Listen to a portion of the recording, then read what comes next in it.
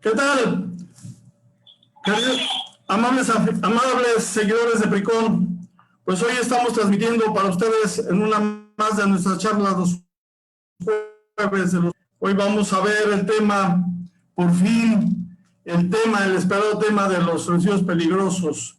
Vamos a tratar de hacer lo más claro posible. Hemos tratado de hacer un resumen de un tema tan complejo, tan extenso, de los residuos peligrosos. También un tema apasionante. Y pues, de todas maneras, acuérdense, por favor, que nosotros estamos abiertos para sus comentarios, sus críticas, para sus preguntas. Los pueden ir haciendo ahorita o damos un espacio al final de la charla. Hoy vamos a tratar, si les parece, amables seguidores de PRICON, con una introducción hablaremos un poco de lo que son los residuos peligrosos. No podía faltar en este tema la normatividad. Hablaremos de algunas definiciones que nos da la misma normatividad, sus características y por fin el plan de manejo. Aquí en el plan de manejo, al último, también incluimos un poco la parte de sanciones. Lamentablemente, el ser humano, pues a falta de conciencia, necesita la parte coercitiva, ¿verdad? La parte que te obliguen a hacer las cosas. Si tú no usas el cinturón de seguridad en la calle, en tu carro, pues van a tener que exigírtelo, cuando la exigencia debería de ser por parte tuya, si estuvieras convencido. Entonces, bueno, pues vamos a comenzar, si les parece. Y yo aquí les preparé, a ver si coinciden conmigo, las preguntas claves en este tema. ¿Será necesario controlar la generación y disposición de los residuos? Ustedes, la edad que tengan, creo que lo que le estamos haciendo al planeta con nuestra basura, con lo que desechamos, ya es verdaderamente inaceptable. Entonces, es una buena pregunta. Yo creo que es una cuestión de conciencia. Entonces, creo que todos tenemos pruebas de este deterioro. Diferentes estudios, diferentes universidades, bueno, pues lo vemos en la calle. Se está contaminando el agua, el mar, peces que ya salen con plásticos dentro de sus tejidos. Entonces, yo creo que esto es una cosa más que de normatividad, de algo que sea obligatorio. Debemos de tener conciencia al respecto. Hay lugares en la República Mexicana, en las zonas rurales sobre todo, donde se sigue quemando la basura, y no solamente la basura de las hojas de los árboles como tal, sino se siguen quemando plásticos, por ejemplo, ¿no? ¿De quién es la responsabilidad? Yo también creo que es una buena pregunta que vale la pena nos hagamos. ¿De quién será esta responsabilidad? ¿Y qué registros debemos de mantener y presentar a la autoridad? Bueno, pues eso es, yo creo, insisto, que en este tipo de normatividad, en este tipo de actividades o de control sobre el medio ambiente, sobre la protección al medio ambiente, sí la parte coercitiva debe de ser muy fuerte. ¿Por qué? Porque no es la conciencia la que nos rige. Entonces, pues vamos a empezar. ¿Qué es un residuo? Pues a diferencia de lo que podemos tener, por ejemplo, un ácido que lo estamos comprando y lo ingresamos al proceso, o un acero, un plástico, una fibra, el residuo es lo que desechamos de esa parte, sería la diferencia. De hecho, fíjense que les voy a comentar algo muy curioso. Más adelante vamos a hablar de lo que es la normatividad, pero a mí cuando me di cuenta, pues me dio cierta risa, ¿no? ¿Por qué? Porque primero hablamos de residuos y todo lo que es la normatividad de residuos apareció, inclusive las definiciones que pues se utilizan ahora inclusive para los químicos, pero antes no. Antes empezamos con esto. Entonces, por ejemplo, la norma 5 pues se tomó mucho de lo que es la protección ambiental, las definiciones para el control ambiental. Entonces, esa es la diferencia, ¿verdad? Un residuo, como su nombre lo indica, pues es algo que ya estamos desechando. ¿Qué es un residuo peligroso? Es un residuo, podemos tirar basura, papel, madera, pero pues podemos considerarlos residuos, sí, pero no son peligrosos. No son peligrosos. Entonces tenemos que tener una clasificación que sea manejo, para que podamos definirlos como peligrosos. Entonces, ¿qué características debe tener un residuo peligroso? Pues aquí viene la definición creativa, ¿verdad? Corrosividad, reactividad, explosividad, toxicidad, inflamabilidad o biológico, ¿no? Que agentes infecciosos. Ya cuando hablamos de la cuestión biológica, pues estamos hablando de que aquí nos puede generar alguna enfermedad, alguna infección.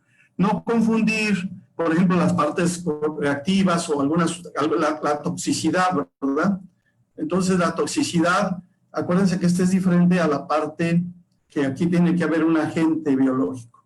Entonces, espero que esté clara esa diferencia. ¿Cómo se clasifican entonces?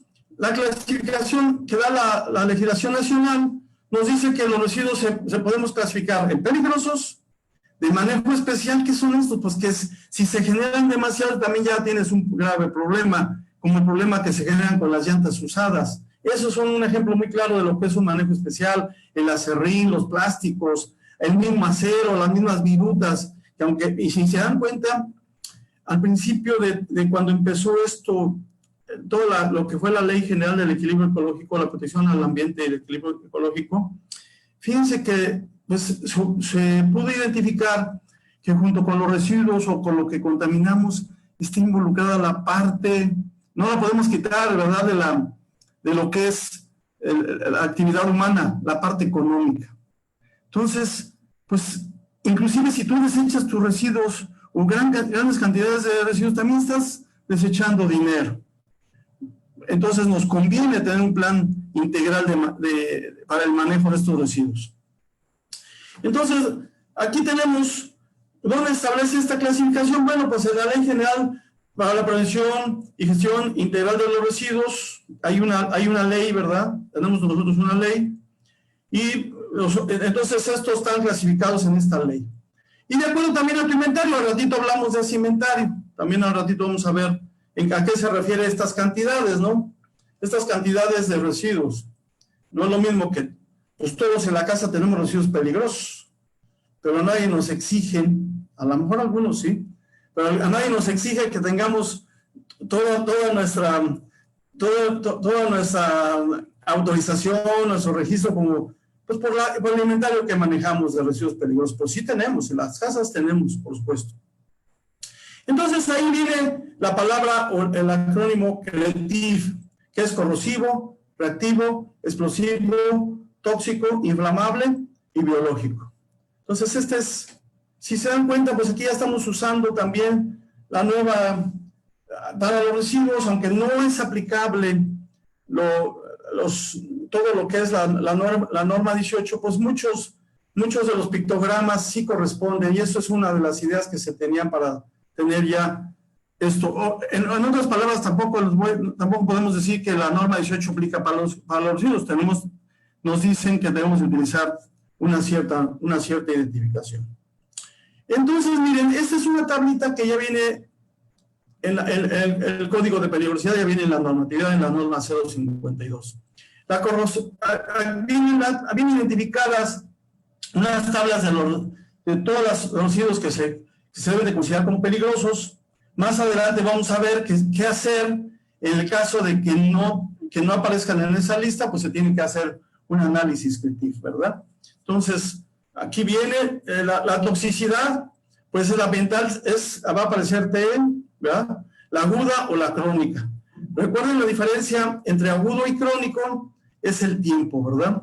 El agudo es la parte que me puede generar un problema inmediatamente. En cambio, cuando hablamos de crónico, hablamos del rey de Cronos, el dios del tiempo, perdón. Entonces ya es el efecto que se va sumando, el efecto aditivo. Entonces esa es la diferencia. Entonces ahí tendríamos la enfermedad y biológico infeccioso, pues será la B. Se las quise poner para que vean que porque a veces vienen estas tablitas y te dice código de peligrosidad y mucha gente no sabe qué es eso, pues simplemente es esta tablita lo que estamos viendo. Entonces, ¿qué es un residuo peligroso? Pues es que por sus características reactivas pueden generar problemas, ¿verdad? Eso es. ¿Y qué esos problemas cuáles podrían ser?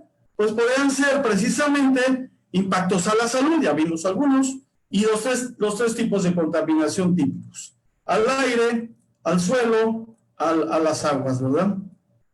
La contaminación de los mares es catastrófica, no tenemos ni idea, de verdad.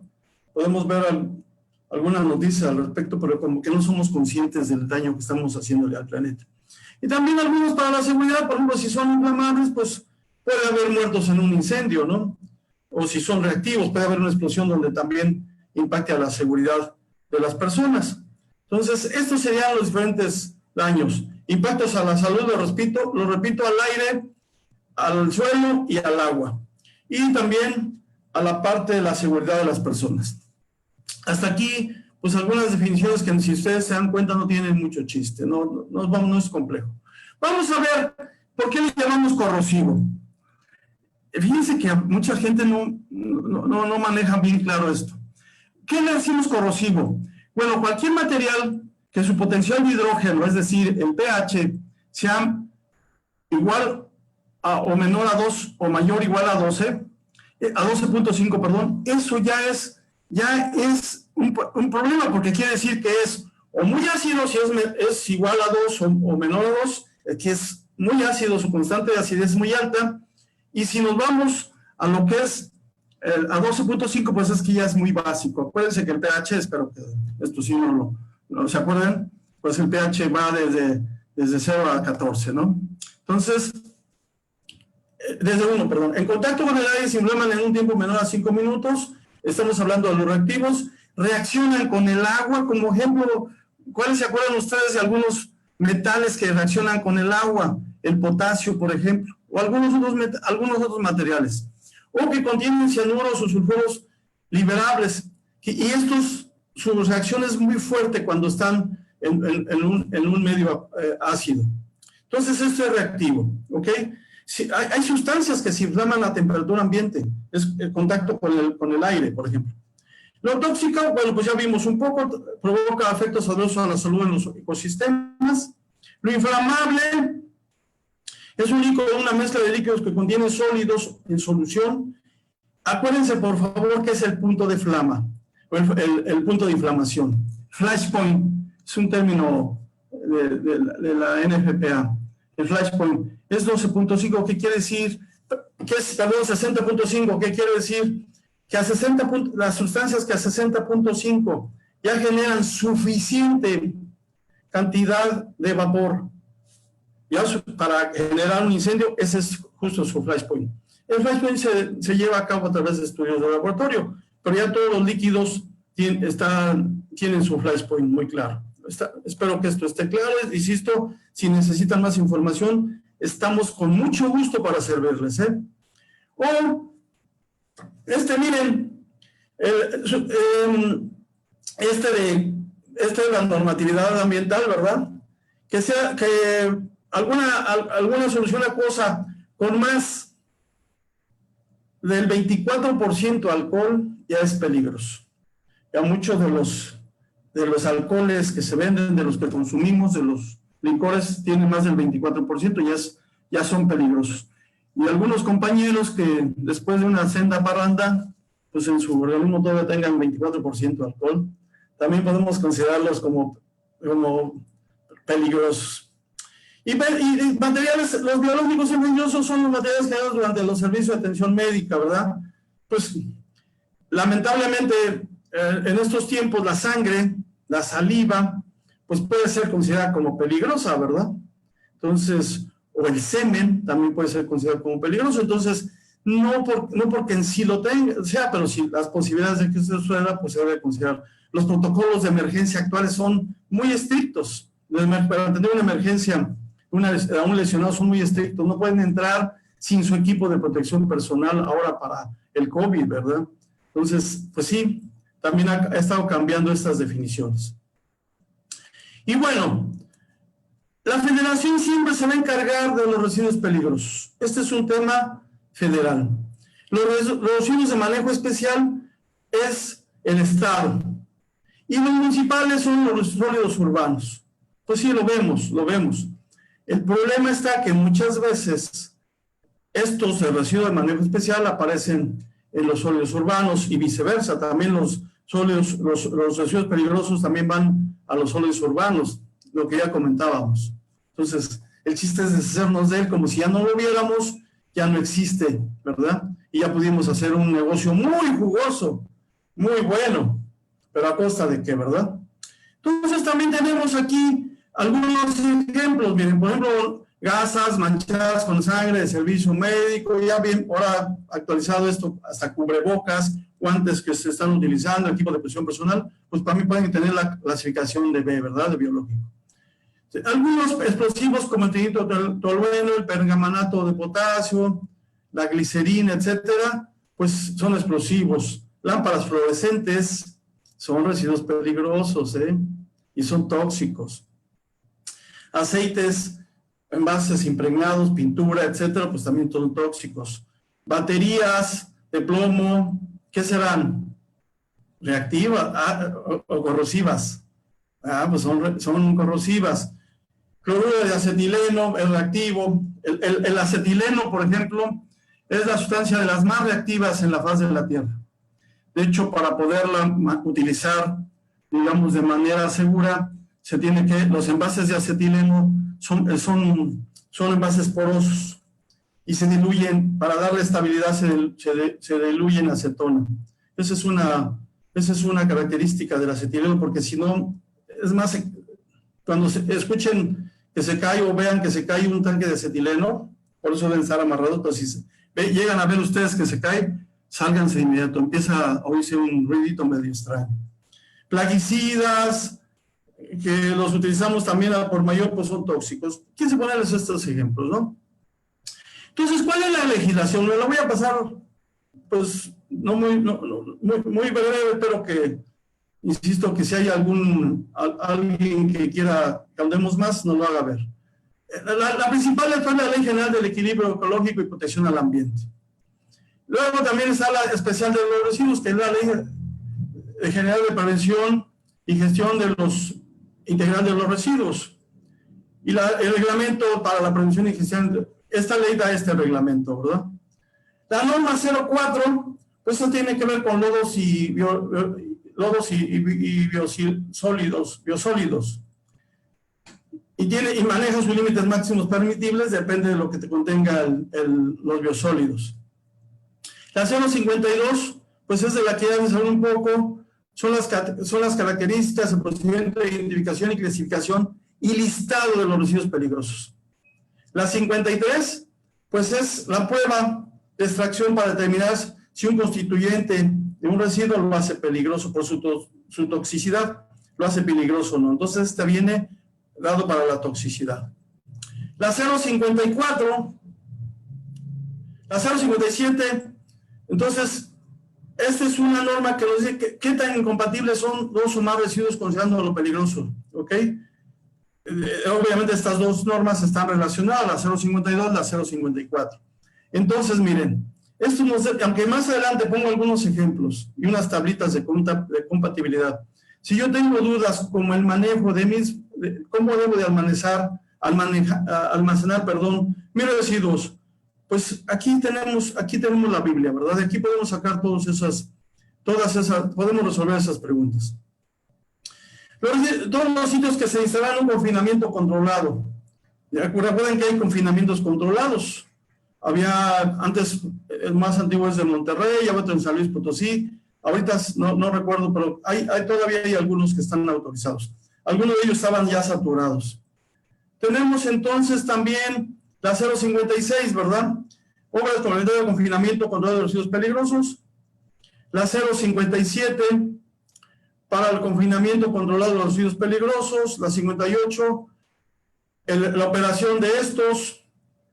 La 087, esta es una norma que se hizo en conjunto con la Secretaría de Salud, pues es verdad, esta se refiere totalmente a los peligros biológicos e infecciosos, su clasificación y especificaciones de manejo. Entonces, les dije que no iba a montar mucho en ello, sin embargo, bueno, de hecho en el despacho tenemos un especialista dedicado exclusivamente a estas normas, no soy yo, pero bueno, lo tenemos y si hay alguna pregunta. Entonces, yo ya no sé, esta de los bifenilos, policlorados, los famosísimos BPCs, yo no sé si todavía se sigan usando. En la antigüedad se usaban mucho en equipo eléctrico, en los transformadores como medio de enfriamiento. No lo sé ahora, no lo sé, pero bueno, el problema es que sí son muy tóxicos y es muy difícil, ¿verdad? Es muy difícil de controlar o de remediar un suelo con estos. Entonces, esta norma 160 la pueden ustedes pues ver. Es una norma que no sé, ahí sinceramente no lo sé por qué no se ha dado, por qué desde 2011 y pues ahí quedó, no se autorizó. Algunas de las cosas que vamos a ver más adelante tienen que ver con esa norma. Si alguien le tiene un mayor interés, vale la pena le echen una revisada, pero sí me va a estar como proyecto, ¿eh? Bueno, entonces, cuando hablamos de materiales peligrosos, ojo, no estoy hablando de residuos, estoy hablando de materiales peligrosos. Pues la típica es la 0,5 y entonces ya la definición para aquí, la 0,5, ¿verdad? Pues ya utiliza algunas de las definiciones que se había dado para los residuos peligrosos, como ya les comentaba. A mí eso, cuando lo supe, pues se me hizo muy, muy curioso. La norma 18 para los materiales, esto es muy bueno que se metan a ella. Esta ya entró en vigor, ya tiene tiempo que entró en vigor, entonces vale la pena, es de 2015, vale la pena que nos metamos a ello. Creo que entró en vigor en el 18, se dan 3 años de gracia. Y nos vamos con las características de etiqueta y envases, embalaje, ¿verdad? Esto para el transporte.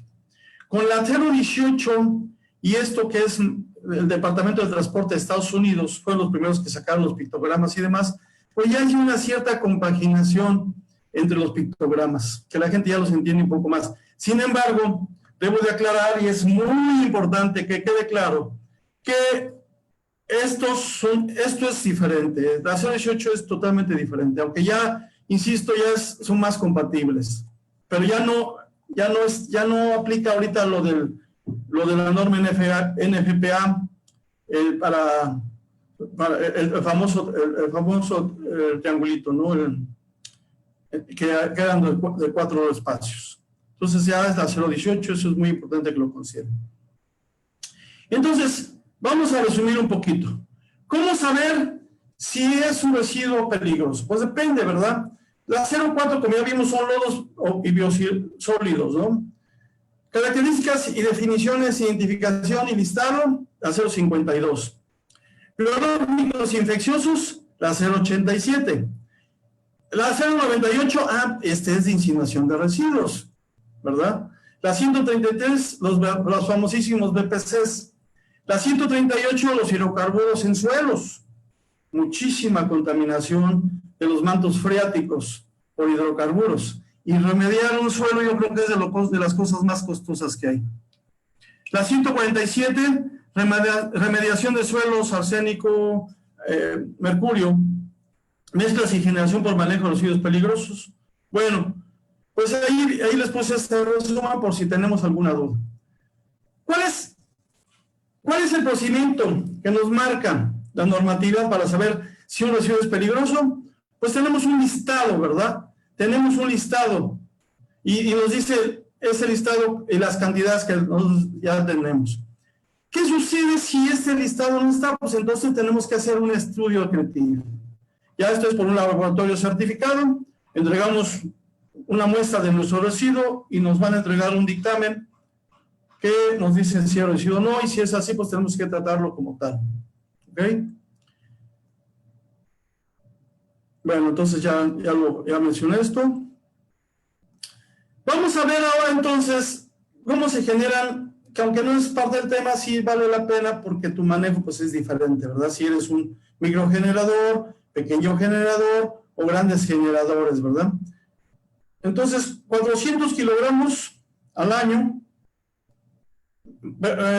mayor a 400 pero menor a 10 toneladas, serían pequeños generadores, hoy mayor o igual a 10 toneladas al año, pues serían los grandes generadores. O sea, entonces, microgeneradores, pequeños generadores y grandes generadores, ¿no? Entonces, ¿qué actividad requiere autorización por parte de la Secretaría del medio ambiente. Pues serían los transportes, ¿verdad? Y aquí los trámites, tratamiento de esterilización o termólisis, la incineración. No cualquiera puede incinerar. Eso también es una cosa que a veces lo vemos, que con tal de no tener ese problema, no pagar, pues lo incineras y no se puede. Instalación y disposición final. Entonces, esto sí necesitamos en caso de los... Esto es para los generadores, ¿eh? ¿Cuáles son nuestras obligaciones? Ahorita vamos a ver una tablita en donde se resumen más estas obligaciones, pero todos, fíjense, todos, para los pequeños, es identificarlos y clasificarlos. Esto es para los grandes y pequeños generadores. Identificar y clasificarlos. Manejar separadamente de los residuos peligrosos. Eso es muy importante. La cantidad que tú puedas tener, siempre los debes de separar. No puedes juntarlo con otros materiales. De hecho, vamos a ver también más adelante qué características debe de tener un lugar, un almacén temporal de residuos peligrosos. Ya hablamos un poco de la compatibilidad, ¿verdad? Envasarlos de acuerdo a su estado físico.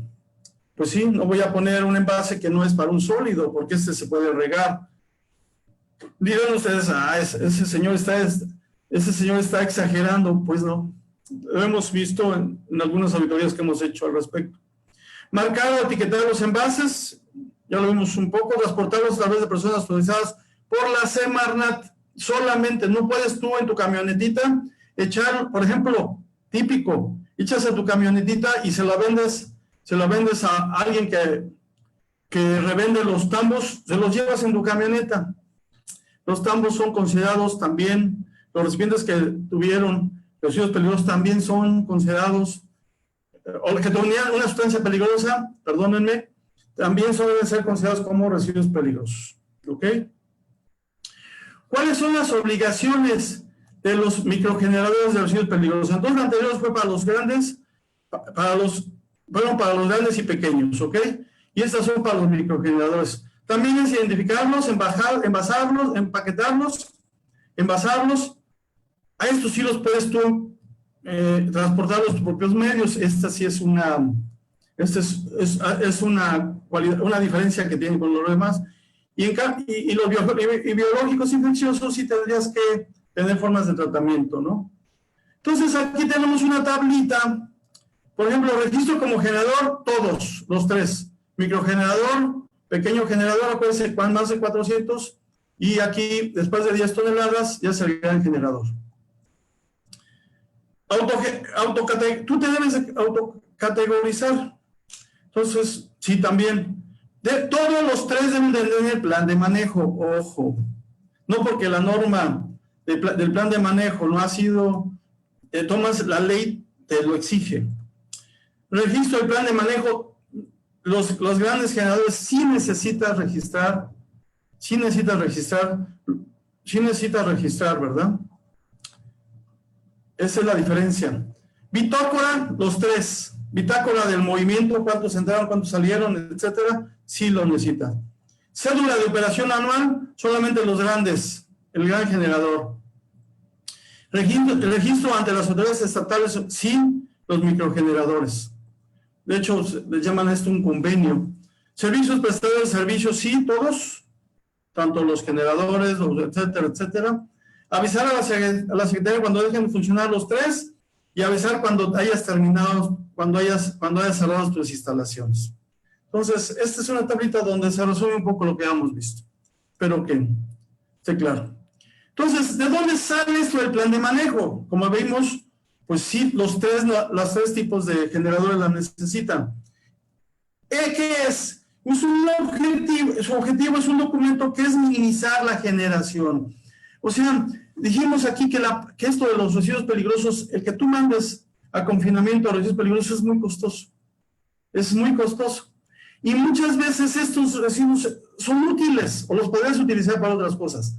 Tal es el caso de que la mayoría de manejo especial te los compran, ¿verdad? Te los compran. Lo normal es eso. Hace mucho tiempo, pues nos decía un especialista en esto que la contaminación en sí también conlleva un cierto gasto para el generador.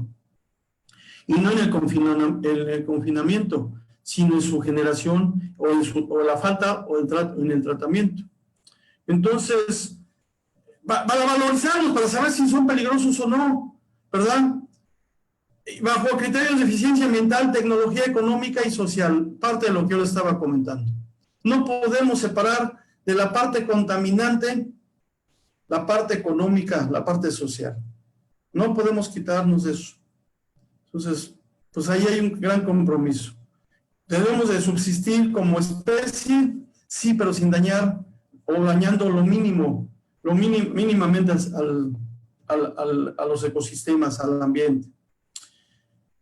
Entonces, es un documento que establece las condiciones y los medios para llevar a cabo la gestión de residuos en todas nuestras actividades donde haya estado.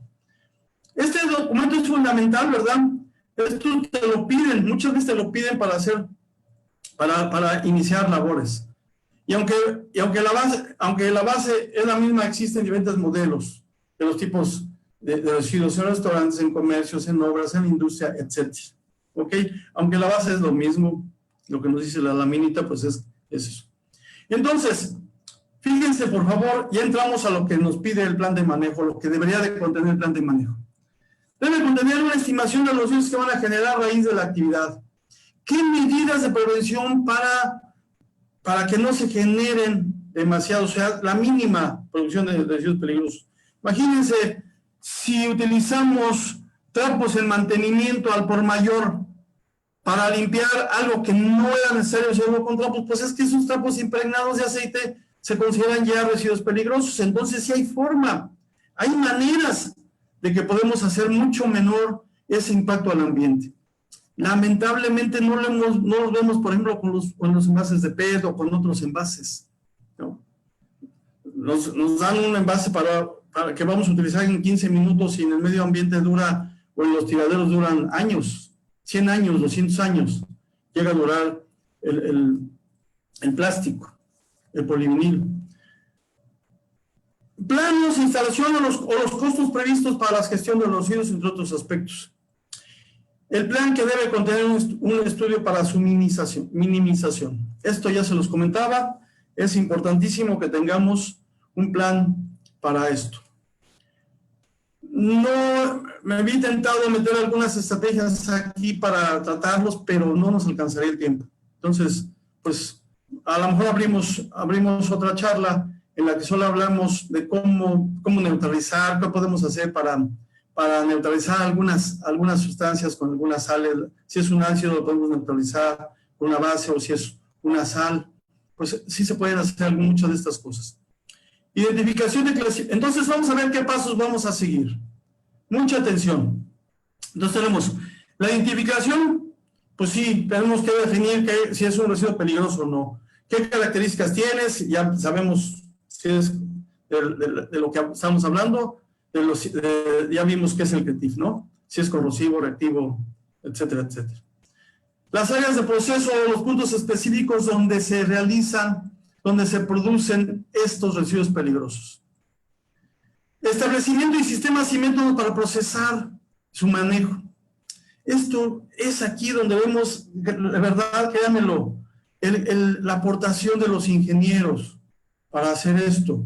Porque aquí podemos tener varias estrategias, y créanme que esto aquí hay mucha lana. Aparte de lo que es la ética ambiental, que es lo que nos debería de manejar, aquí hay mucho dinero, tan solo para confinar. Entre menos confinemos, a veces que dicen, dice el de mantenimiento, pues yo necesito usar tantos trapos y me vale, ¿no? Necesito usar este material, aunque sea tóxico, aunque lo tenga que considerar para lavar piezas, aunque lo tenga que considerar como residuo peligroso. A lo mejor ya en el mercado existe una alternativa para lavado de piezas en mantenimiento, y no lo sabemos, que sea biodegradable, y por cierto, sí lo hay. Medidas de reducción y establecimiento de objetivos e indicadores. El otro día hablamos de indicadores en la seguridad ambiental. También debemos, no solamente es el chiste de certificarnos, o de que nos estén midiendo, haciendo que entremos a la mejora continua, pero que nosotros vayamos reduciendo los scrap, por ejemplo, que vayamos, o los desperdicios, disculpen, que vayamos reduciendo los desperdicios, que vayamos reduciendo la cantidad de residuo que vamos generando desde la generación, o la cantidad que vamos generando sea mayor, la que vayamos confinando. Esos son muy buenos indicadores ambientales. Esto nos lo pide el ISO 14000. Y por cierto que ya en la última versión del ISO 14000 es totalmente compatible con la nueva versión, iba a decir, del ISO 45, pero es novedoso, ¿no? Pero ya digamos que es la versión ya certificada, autorizada por el comité ISO de lo que era el OSAS 18001. Bueno, perdón. Entonces espero que les llame la atención, que seamos proclives a irnos sobre esta parte que es muy interesante, que es para ingenieros. ¿Cómo le hacemos para reducir esto? ¿Qué indicadores debemos establecer? Y si se dan cuenta, la mejora continua no es estar haciendo que me estén haciendo auditorías solamente. Es esto importantísimo. Pero además que se vea. Acuérdense que tan necesario es maximizar las ganancias como minimizar las pérdidas. Estas son pérdidas para la empresa. Entonces, eso vale la pena. Los puntos, debemos de tener una atención, un punto de acopio, un almacén temporal, etcétera, ¿verdad? Para almacenarlos temporalmente mientras los disponemos de manera final y determinar la disposición final de los residuos. Alternativas, aquí entre las alternativas de manejo y procesamiento. Nada se puede hacer sin la comunicación y sin el desarrollo de la gente. Entonces, es muy importante informar y capacitar a todo el personal. En un curso de sensibilización ambiental, pues a veces la gerencia o la dirección llegan a pensar, piensan que 4 horas es mucho. ¿Qué les vas a decir? Pues yo creo que hay bastante que la gente debe enterarse. ¿Qué sucede si quemo basura? ¿Qué sucede si tiro esto al caño? Hay muchísimas cosas que la gente debe estar enterada y debe ser consciente. Entonces ya al último debemos de tener todos los documentos, mis registros, mis bitácoras, si la autorización de quien me hace el transporte, la autorización de dónde van. Recuerden que para la legislación, eso también es un tema importantísimo. Tú generaste ese residuo y aunque esté confinado sigue siendo tuyo, ¿eh? Tú tienes la responsabilidad inclusive de verificar que tu residuo esté perfectamente confinado, que no sea peligroso para el ambiente. Parecería de exageración, pero así es. Tú eres el dueño desde que lo generas, por eso no te quitas a esos hijos. Entonces, actividades de reducción en la fuente y separación. La reutilización. ¿Cuántas veces vemos esto de la reutilización? Y que no quiero cansarlos con la misma cantaleta, pero aquí, si reutilizamos estos residuos, pues es lo mejor. Algunas empresas de bebidas en donde se generan CO2, de esas bebidas amargas, donde se generan CO2, pues lo desperdiciaban y lo tiraban al ambiente. No saben ustedes la cantidad de dinero que se ahorraron cuando este mismo CO2, que originalmente así se debería de haber diseñado, se utilizaba ya en el llenado, ya en la adición del CO2 a la botella, para luego disfrutarla así bien fría, ¿verdad? Entonces, ese tipo de estrategias son las que busca la normatividad o el establecimiento de una norma como el ISO 14001. Tratamiento biológico, químico, físico, térmico. Hay mucho tipo de tratamiento. Hay métodos de separación muy bonitos, muy buenos. Por eso digo que esto es mucho de ingeniería. Y ya bueno, también bajo qué condiciones lo vamos a almacenar, ¿verdad? Su recolección y transporte y disposición final. Pues estos son a grandes rasgos lo que deberíamos de contener en nuestro manejo de residuos peligrosos. Como se dan cuenta, aquí se abren varias llaves, varios temas por demás interesantes para esto. Pero solo esto de la reutilización, ¿verdad? El tratamiento, es increíble lo que podíamos hacer. Y creo que ahí, pues, podemos hacer muchísimo. Y además ahí también se ahorraría muchísimo dinero. Aparte de la cuestión ética, que eso para mí sería lo principal. Entonces, el plan de manejo debemos de tener, lo más importante sería la prevención. Por eso ponemos esta pirámide al revés, ¿no? La prevención, la reutilización en segundo término, el aprovechamiento, el tratamiento y por último la disposición final. Ojalá que sus estrategias y ojalá que esto nos ayude a buscar mejores métodos de tratamiento, mejores métodos de aprovechamiento, mejores métodos de prevención. Hay bastante que hacer con eso. Hay que analizar, como ya lo vimos en un principio, qué tipo de, si son muchos los tapos, que eso sucede con muchísimo, todo lo que utilizamos, lo que se impregna, tanto en mantenimiento o en producción, guantes, por ejemplo, impregnados, imagínense, guantes impregnados de aceite son residuos peligrosos. Entonces, pues ahí lo tenemos. Entonces, les dije que a un lado de esto, pues vamos a ver un poquito, no nos podemos meter mucho, pero vamos a ver un poquito sobre la incompatibilidad. Las mezclas de cianuro y sulfuro con los ácidos, ya lo habíamos visto un poco, producen explosión y también esos gases que se producen también son tóxicos, ¿no? Todos los oxidantes fuertes, como cuáles, los cloratos, el cloro en sí mismo, los peróxidos, los percloratos, los pergamanatos, o los cloratos, que muchos de estos elementos o algunos de estos elementos tienen inclusive la pólvora, ¿verdad?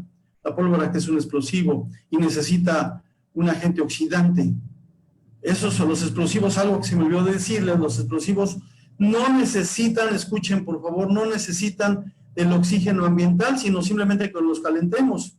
Y este calentamiento puede iniciarse con el gatillo de un arma, ¿no?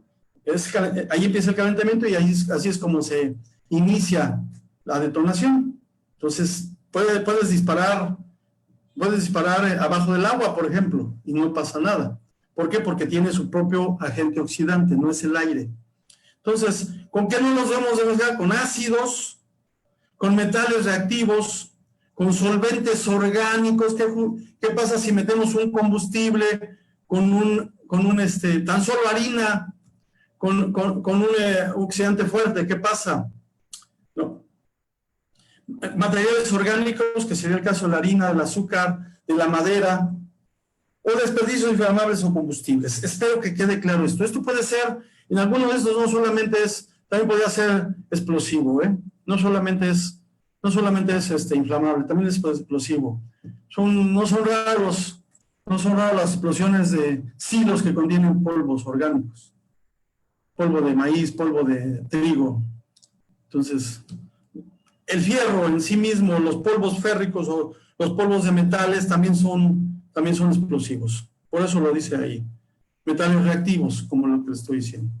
Entonces, los ácidos, pues desde la escuela, desde la secundaria, yo creo que nos enseñaron y nos dijeron que los ácidos no beben, ¿verdad? No se deben mezclar con alcalinos, con metales reactivos, con agua, puede ser violenta también, con metales hídricos o metales disueltos en ácidos, ¿no? Aluminio, algunos metales que son reactivos, miren, el aluminio. No hay en la naturaleza algo más reactivo que el aluminio. Por eso mismo le da esa facultad de que aparentemente no se oxida. Lo que pasa es que su óxido es muy bonito, es lo que vemos del aluminio. Cuando tú estás cortando aluminio, de inmediato se está viendo cómo se oxida. Tú ya lo estás viendo, no lo ves, pero se está oxidando. Es muy reactivo eso. Y de hecho, el caso de los rines de aluminio, donde se llegan a incendiar y también tenemos explosiones. Berilio, calcio, litio, el potasio con agua o con ácido explota, ¿no? Entonces, polvo de zinc, en general los polvos de los metales son explosivos, ¿ok? Los cohetes así hacen que generen chispas o de diferentes colores, es una mezcla de ácido con de metales con otras sustancias. El agua, los ácidos alcalinos, calcio, litio, otros desperdicios reactivos con agua. Por ejemplo, habíamos dicho esto con los ácidos, ¿verdad? Ácidos fuertes o álcalis fuertes o bases fuertes. Tiene una constante de disociación tan alta que con la sustancia, con el agua, si tú le echas el agua, es tan fuerte que se genera muchísimo calor y llegan a explotar. Algunos temas, no quise aburrirlos. Por favor, ¿tienes dudas de esto? Ahí hay tablitas. Esta tablita así la agarré, por ahí me contaron que del internet, pero por ahí la agarré así como tal para mostrárselas. Ustedes pueden buscar y encontrar lo que tengan ustedes para ver sus compatibilidades. Ya no, ahorita con el uso de la red, ya no podemos decir que no tenemos información. En mis años mozos teníamos que buscar información. Las normas que ahora bajamos con una facilidad endemoniada, que las bajamos en segundos de la red, nosotros tenemos que comprar el diario oficial de la Federación para poder tener las normas más recientes. Entonces, ahora ustedes disponen de herramientas fabulosas para hacer esto. ¿Tienes dudas? Busquemos. También reitero que pueden hacernos preguntas. Lo digo con toda honestidad, por favor. Entonces, no mezclar los residuos con un tipo de residuos sólidos, deben de estar separados. Embalajes o contenedores que eviten su derrame deben estar identificados de acuerdo a su compatibilidad. Ya hablé un poco de la compatibilidad. Por ejemplo, yo he visto en la industria, aunque no se trate de residuos, son de materiales peligrosos, que juntan, por ejemplo, tanques de acetileno junto con los de oxígeno. Error grave, por lo que ya vimos. Ahí la diferencia pues es que allá estamos hablando de un residuo, pero aquí estamos hablando de materiales nuevos, y sin embargo la incompatibilidad química al final es el químico el que actúa, pues es la misma. Entonces, ojo con esa, debemos de tener mucho cuidado en la incompatibilidad para químicos y para residuos peligrosos. Eso ya no lo maneja la 05, de la Secretaría de Trabajo y Previsión Social. Almacenar los residuos de acuerdo a su comodidad, pues todo el mundo debe usar EPP, equipo de protección personal, una bitácora de generación, ya lo vimos, una disposición final, insisto, pues esto es, entonces un informe anual del COA sobre los movimientos de los residuos peligrosos, etcétera, etcétera. Esto ya lo tenemos, espero que sí. La identificación que nos dice, ¿verdad?, cómo debe de ser, debe de venir la codificación del residuo, el nombre del residuo, los datos completos del productor, fecha de envasado, el pictograma de peligro, que como ya les decía, pues la normatividad ambiental aquí sí es diferente a la 018, aunque ya con esta entrada en vigor de esa nueva norma, pues ya son un poco más compatibles. Pero si se dan cuenta, aquí no tendríamos que usar el rumbo de seguridad del NFPA, ¿verdad? Entonces, también ahí está una foto de cómo deberían de estar, ¿no? Entonces, no mezclar residuos es un resumen de la segregación. Segregación es separación. No tirar residuos peligrosos en el piso, drenajes o trincheras, eso es lo que la gente debe de saber, ¿no? A veces creemos que el drenaje, que el mar, los ríos son infinitos, que no tienen fin, y estamos viendo que no es verdad eso. Que los contenedores contengan, en su caso, tapa, arillo, tornillos, tuercas, que tengan, pues que estén asegurados, ¿no?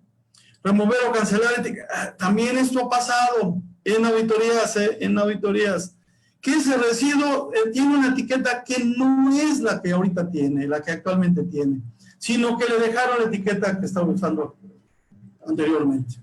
Entonces, que las etiquetas estén actualizadas, ¿verdad? Mantener tapado en todo momento los contenedores, independientemente del residuo que se trate, y en el caso de inflamables, tener aterrizados los contenedores. Esto para drenar la corriente estática, ¿verdad? La corriente estática. Y de hecho se debe hacer también medición de tierras físicas ahí, para verificar que cumple con esa normatividad. Les dije que íbamos a ver en qué consiste el almacén temporal. Pues deben estar separados en zonas donde se reduzcan los riesgos, que no haya por ahí tráfico de personas, de vehículos, ¿no? Contar con muros de contención y fosas para derrames, así que derrames de los residuos, contar con trincheras o canaletas, manejar espacios libres para maniobras, dependiendo, ¿verdad?, del tipo que manejemos, pero sí debemos de tener extinción contra incendios, contar con señalamientos de seguridad alusivos a la peligrosidad, no mezclar incompatibilidades y su bitácora. Pues espero que ya con lo que vimos también. Y aquí estamos viendo pues una bitácora. Ya nos dice la bitácora, bien clarita, lo que debe tener la bitácora, ¿no? Donde viene el nombre, la cantidad, sus características, dónde se generó, la fecha de ingreso a donde lo tenemos, la fecha de salida, la fase de manera siguiente a la salida del almacén, qué pasa después de la salida del almacén, qué le vamos a hacer, ¿verdad? Y prestador de servicio, la razón social del prestador de servicio y su autorización. Vean, por favor, o sea, aquí está bien cerrado todo lo que nos está pidiendo la autoridad. También debemos de tener un plan de emergencia para los residuos peligrosos, es parte de esto. Entonces, aquí sí no se debe diferenciar si son químicos para uso, que son nuevos o son residuos. Al final, en una emergencia nos pueden dar las mismas calamidades. Entonces, nuestro plan debe de usarse, aunque sí debemos de tener tácticos específicos para la cantidad de residuos que manejamos. Ojo, en un plan de emergencia debemos de tener tácticos específicos si llegamos a tener un derrame, un cierto residuo, un incendio, una explosión.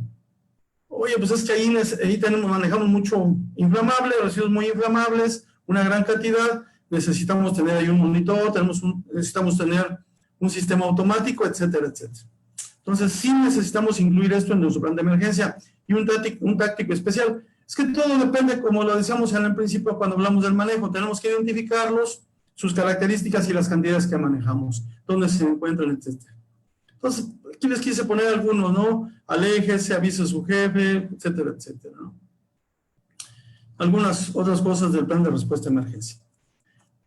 Para finalizar, quiero hacerle mención de esta parte, de la parte coercitiva, que no debe de ser los hilos que nos muevan, no deben ser esto lo que hace que actuemos. Al final, yo he visto que la mayoría de las empresas, grandes o pequeñas, tienen sus valores. Y siempre habla del cuidado del medio ambiente. Entonces, pero estas actividades, que si las hacemos, pues somos, y acuérdense, aquí adelantito después de esto viene en qué consisten esas sanciones. Almacenar, transportar o disponer, esas son las palabras, tirar residuos peligrosos en la calle, en los ríos, en las playas. Un país tan hermoso que tenemos de ríos, de playas, de lagos, etcétera, y vemos flotando, ya saben qué, ¿no? Mezclar residuos, abandonar y poner residuos peligrosos en sitios no autorizados, incinerar, si no tengo la autorización, almacenar residuos peligrosos por más de 6 meses sin contar con la prueba correspondiente, es decir, que ya los tengo. Es más, acuérdense que tengo hasta 6 meses. Proporcionar información falsa con la cantidad, con la característica que estamos tirando. Y tiramos nuestros desperdicios al drenaje, pues cuando nadie está ahí.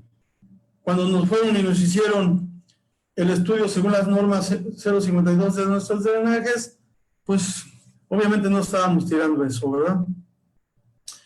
Disponer residuos peligrosos de estado líquido o semisólidos sin que hayan sido previamente estabilizados. Si es necesario estabilizarlos, no todos. No registrarse como generador de residuos. No dar cumplimiento a la normatividad relativa a la identificación. Y no proporcionar la información pues a la gente que nos está dando el servicio para el transporte o disposición final. Aquí son 10 actividades que son sancionables. ¿Cuál es la sanción? Clausura temporal. Fíjense que en la parte ambiental es la única en donde al responsable puede haber pena de arresto administrativo por 36 horas. En otros países, como en el caso de España, si se comprueba negligencia, en el caso de un accidente personal, también puede salir el administrador, el director, el gerente puede salir esposado por un arresto administrativo.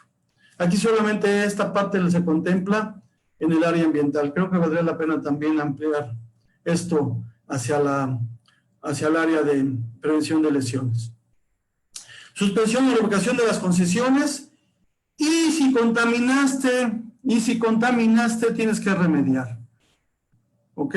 Así como se hace cuando se hacen los estudios de impacto ambiental, también tienes que tener actividades de remediación que te pide tu estudio.